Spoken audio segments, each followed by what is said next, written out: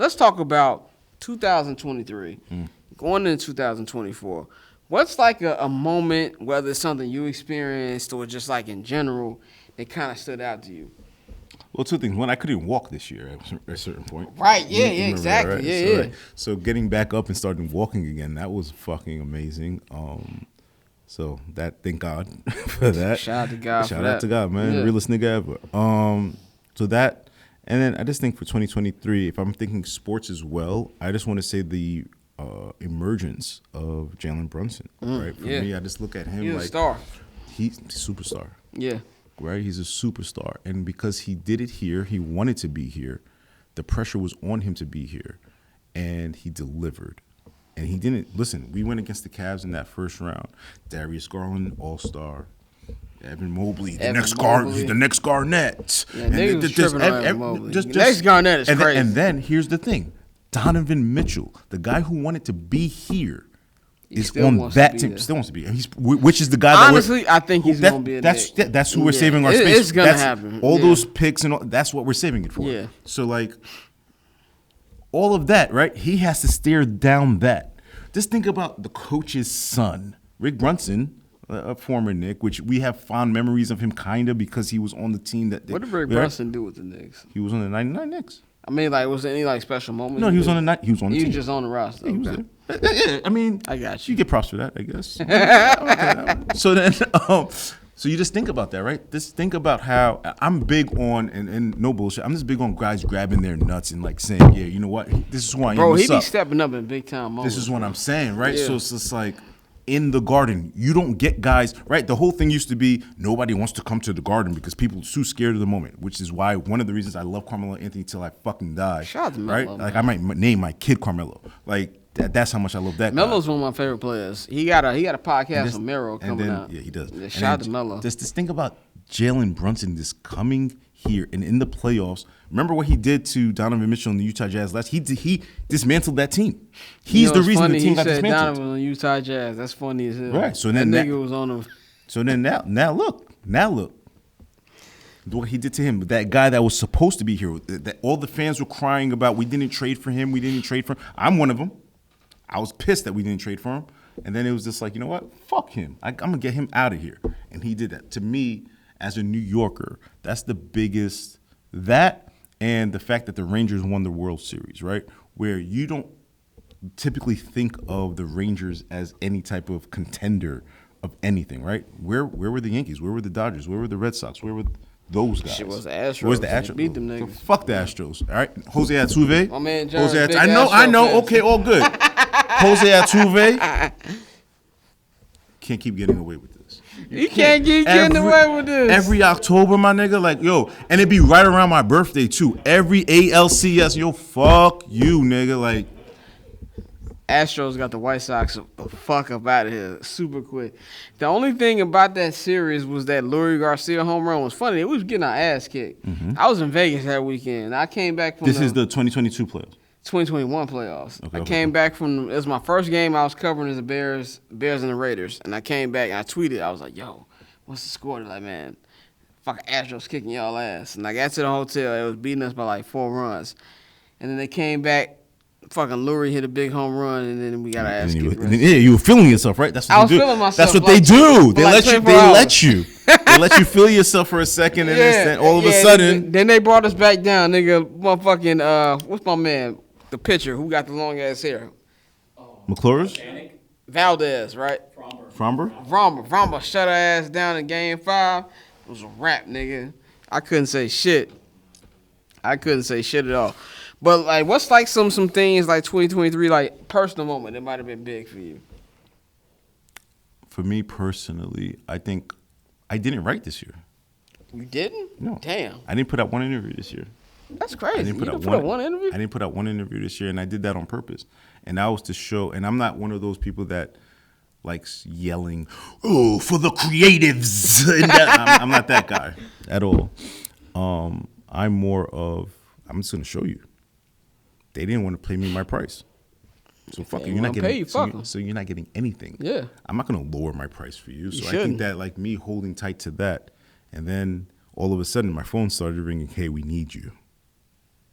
So the holdout that I did, because mind you, it wasn't on purpose, right? So when it started the year, I started the year like, yo, I'm not gonna write until you pay me. And then it became I couldn't do anything because I couldn't walk and I couldn't whatever, right? And then my phone started ringing. It's like, oh, okay. And then they started naming, and I was like, okay, so this is the price that you're willing to pay me. That means I'm worth that. That means I'm worth more than that, damn near. And I'm not gonna take it until I get the price and the number that you shouldn't. And I haven't, and I will not write for anybody until you it's get time, the price you until worth. I get the price that I want. It's just not gonna happen.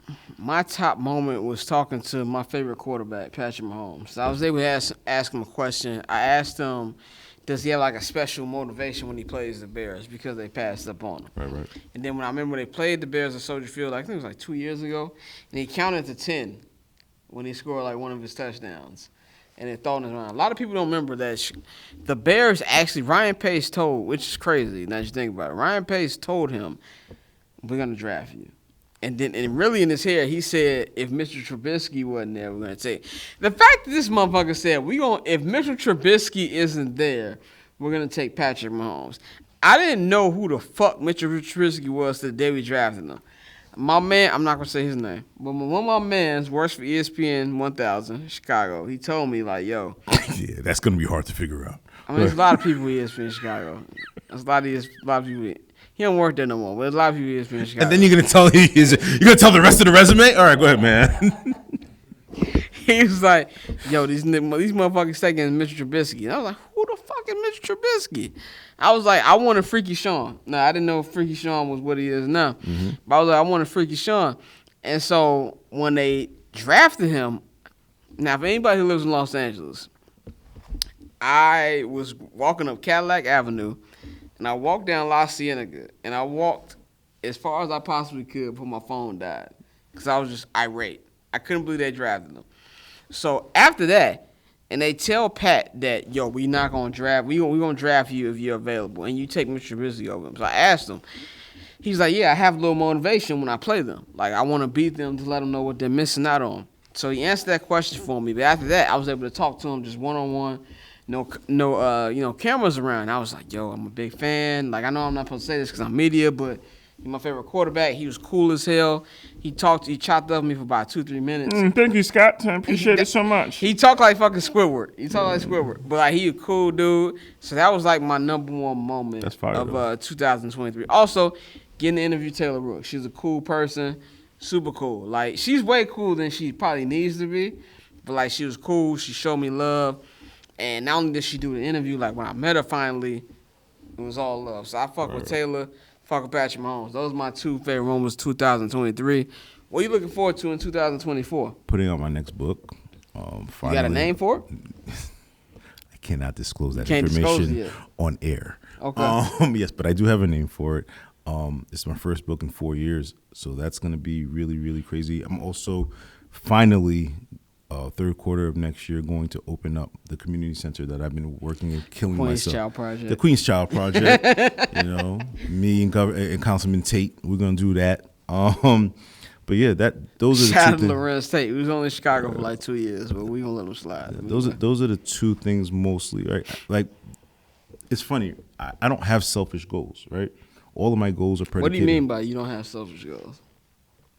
Because even my book, right, which is a thing for me, once I finish writing it, it's gone. I'm done with it. It's not for me. It's for everybody else to have and enjoy at that point. And then the money that I get from that, I go use it to go do what I do over here with everybody else. Like, for me, money is not a thing for me to keep. Money's a tool for me to use. You know what I'm saying? It's not like when I was younger, I used to have the response of, I didn't grow up with money, so I need to have money. Right? But then it's just like, once you see what money does to you, it can change you, bro. Oh, it made me a nasty motherfucker, man. It made me a cutthroat. I was a killer, bro, and I don't want to be. I'm not that. That's not who I actually am. I feel like with business, sometimes you got to be, but you shouldn't make it like change. No, you see I think that's the lie, right? Where you say it got to be. No, you don't have to be. It's what they would like you to be, and they want to show you that because they want you to become them, right? So that they can keep that going because they only want to keep it in that certain pipeline. I'm not a motherfucker that's going to be like, say if I know you the plug for X, Y, and Z. Well, and that motherfucker over there needs you. I'm not going to be like, nah, man, I don't know what to tell you. No, here, Go ahead, get together. Because no matter what, that doesn't stop what, even if it does stop what I do, it's what I'm supposed to do, right? I think that's too many people have this idea, and I don't want to call it gatekeeping. I think that's just an overused term.